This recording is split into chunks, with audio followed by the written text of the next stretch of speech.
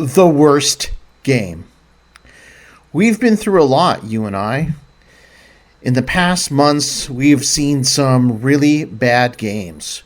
We've also discovered some gems. You've corrected my pronunciation, you've told me how to compartmentalize the United States, Canada, and maybe Mexico's video game crash of 1983, among other things, and now it's all coming to some kind of conclusion. Because today, I'm sure we will discover the worst game. Into the vertical line, generation Atari. E.T. the Extraterrestrial for the Atari 2600 might not be the best game ever made, but it has a cool title screen, and it offers a complete, albeit short, challenge. While there are some unfortunate choices, it's mostly bug-free. However, E.T. the Extraterrestrial has been called the worst game ever made, and we just don't believe it. We are here to collect evidence to see exactly where E.T. falls on the bad game spectrum. In this series, we will test other notorious games from the Golden Age and see how they stack up in comparison. This is Into the Vertical Blank's Worse Than E.T., the worst game ever.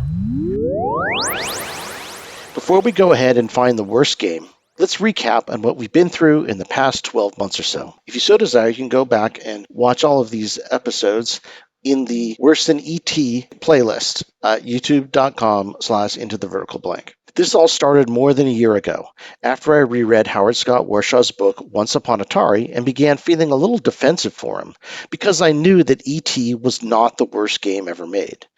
But that was that.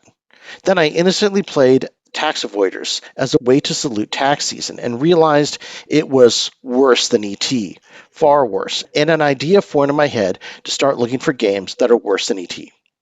I started with Bobby's Going Home, thinking it would be a slam dunk bad game, but instead I liked it. In fact, I think it's better than E.T. I liked it so much, in fact, that I bought a copy and made a Crack the Seal video about it. But this wasn't helping me get anywhere. So then I tried to find an actual bad game, and I came upon Airlock. I hated Airlock. Airlock was so frustrating, in fact, that it pushed me to one of my lowest points in my YouTube career.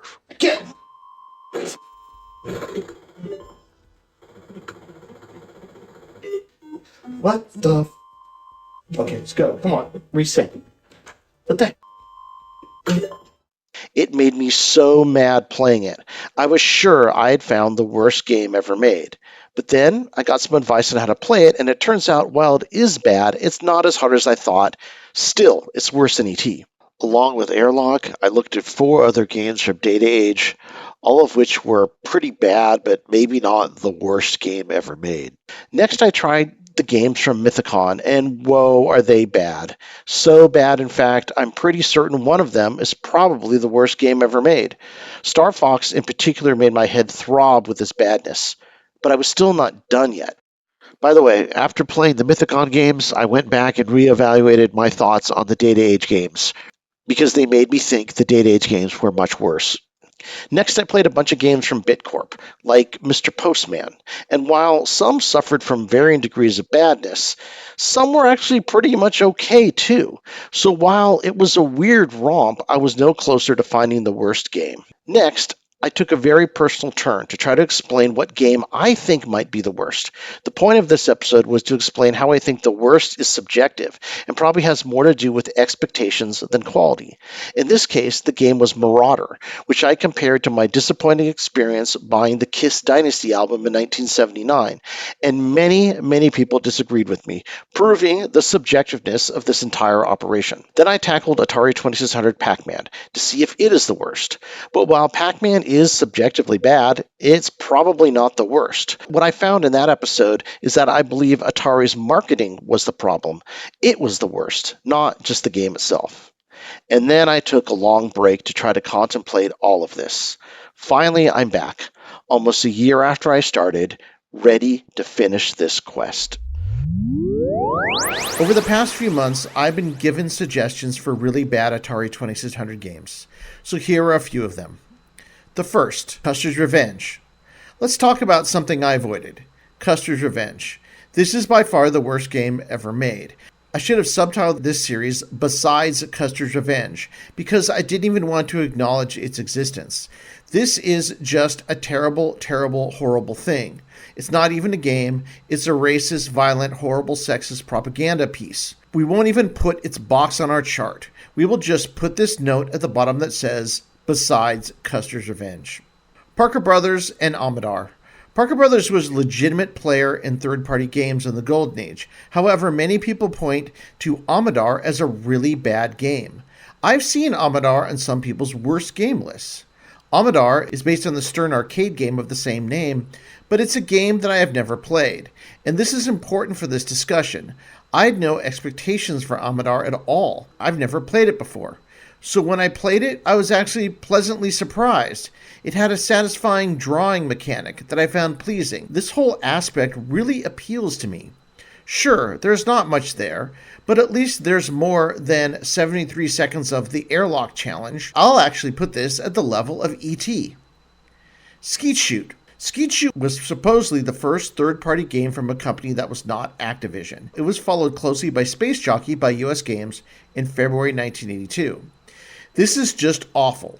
You skeet shoot, which I think translates into limited control and impossible play. This actually could be the worst game ever.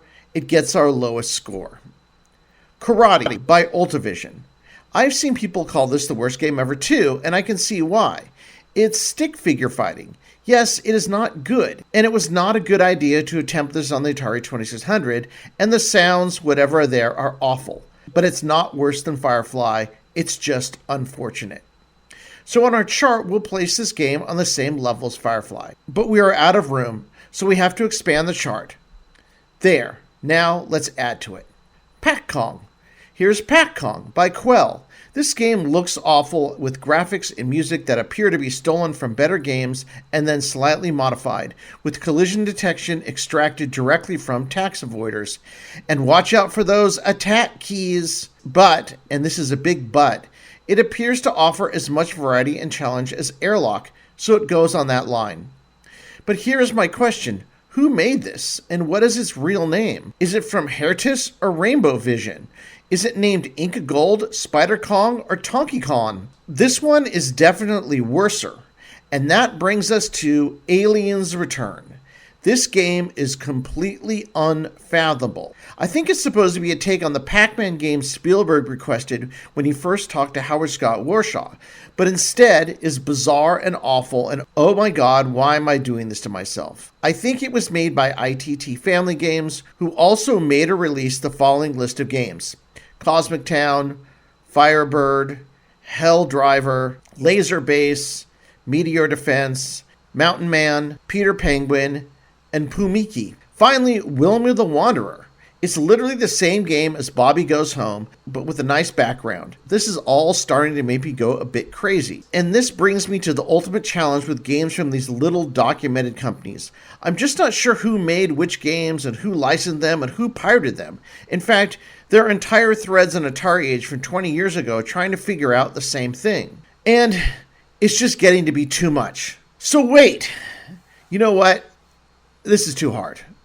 I think I have to end this now.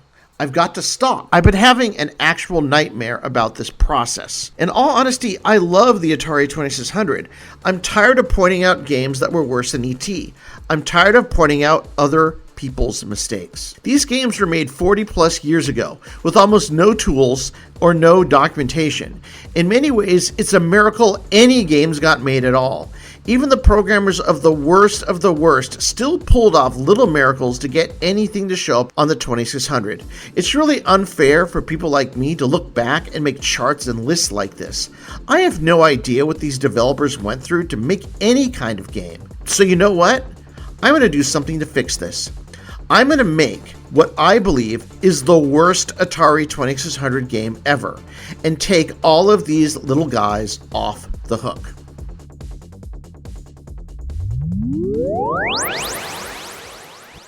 Step 1.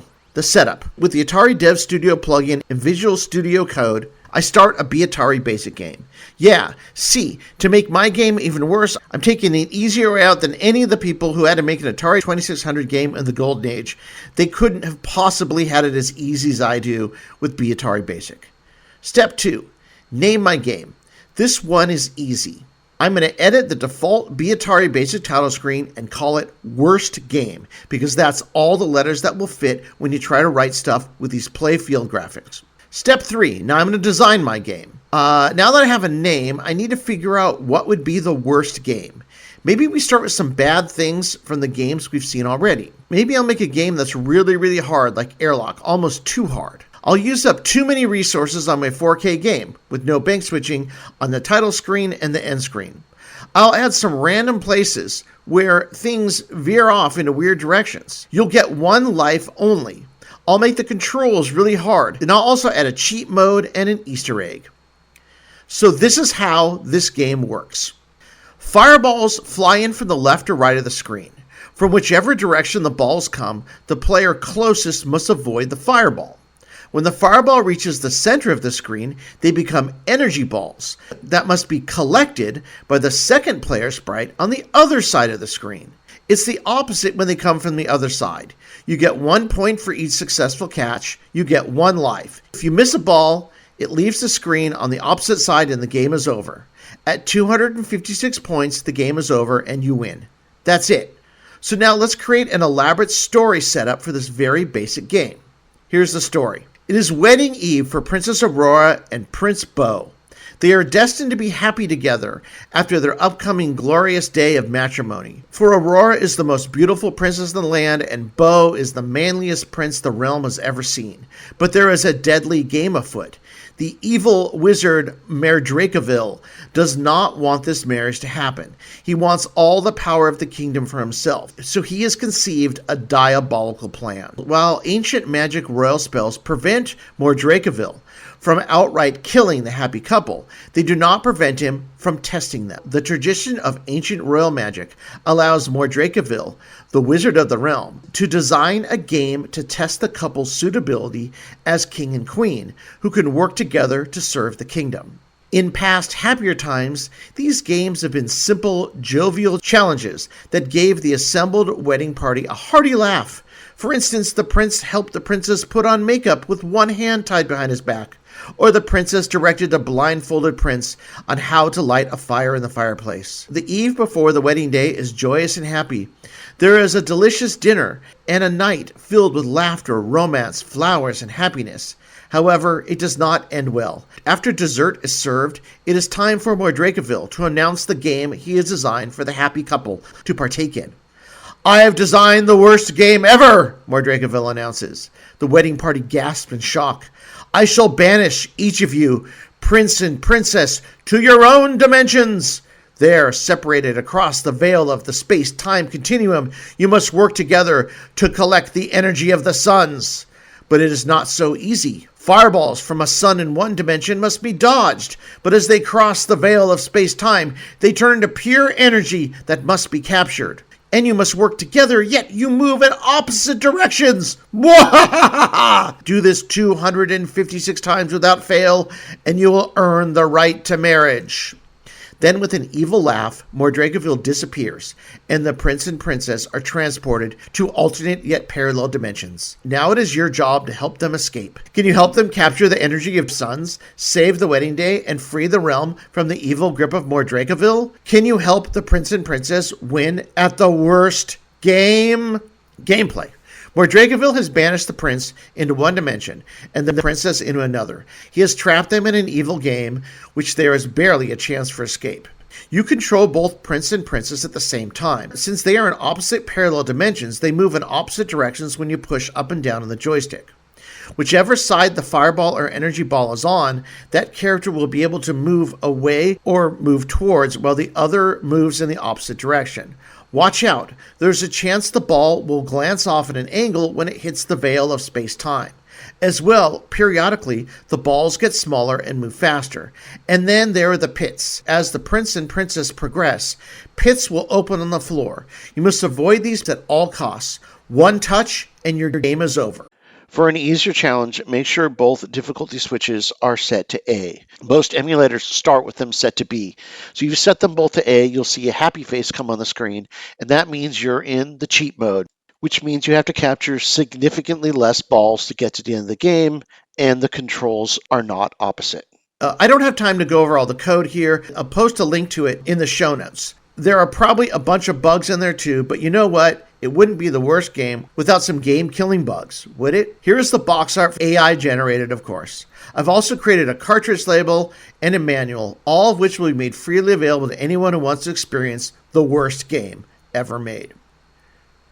So what did I learn from all this? What I found out is that making a bad game can be very hard. It took me about a week to create the worst game, and it was not my first idea. My first idea was a game called One Try, where you had literally one try to find a bomb in a grid of squares. Click wrong and die. But that seemed too lazy, and that's why I tried very hard to make one that was even worse than that. I had a really great time programming and trying to devise really awful and evil ways to make sure the game was incredibly difficult, but was also a game that could be completed, maybe only in cheat mode. To me, the worst game is one that embodies many of the things that we have seen over this series. A game that promises much with an elaborate backstory, but then delivers so little. A game that is a real disappointment. A game that has awful controls. A game that is overly repetitive. A game that uses available resources for window dressing instead of gameplay. A game that is so hard you might as well not even attempt it. If that's not the worst game, I'm not sure what is. So on our chart, we'll place my idea for One Try on the worser line. And then we'll place worst game on the new worst game line. And forever, at least according to my chart, worst game will be the worst game ever for the Atari 2600 and take everyone else off the hook. Conclusion. Like I said before, we've been through a lot, you and I. We've seen some really bad games and maybe even played a few good ones sprinkled in there too. We've attempted to design the worst game ever made, and it's quite possible we even succeeded. But I think this is an example of why calling any game the worst game for the Atari 2600 is quite a trap. Worst is not always objective. For example, I might say Atari VCS Pac-Man is indeed the worst game I ever played on the Atari 2600. That opinion might be based on more than just the game itself, but also on my expectations for the game and how they were not met in 1982. I could say the same thing about Donkey Kong by Coleco. In the abstract, both are decent if not impressive Atari 2600 games, but for me as a kid in 1982, with all the excitement and expectations around both games, they disappointed me. But you'd also find many people that totally disagree with this. That's why finding games worse than E.T. is also a fool's errand. The truth is, there are just a lot of bad games, but there are also great games too. In fact, a lot of really great ones. So maybe in another series, we'll highlight that fact. Instead of asking, is it worse than E.T., I could instead pose this question based on my personal favorite Atari 2600 game. Is it better than River Raid? Or maybe, is it better than Adventure or Yar's Revenge? Or maybe even, is it better than Escape from the Mindmaster or Dragon Stomper? Life's too short to carry on this negative thread any longer. I think it's about time that I made an effort to play some good games instead. We were children of the Silicon Revolution, an X generation conscripted to fight the console and home computer wars. A product of an analog 70s childhood, we came of digital age in the 80s, believing we could affect the world 8 bits at a time. Armed with joysticks, full-stroke keyboards, Jolt Cola, and MTV haircuts, we proceeded into the vertical blank. There, we stayed up late at night, devising incantations from D&D rulebooks and beginners' all-purpose symbolic instruction code. Video games were the match, and programming was the fuse, as the infinite possibilities of the digital world exploded into the internet age to come. We are Generation Atari. Into the vertical blank.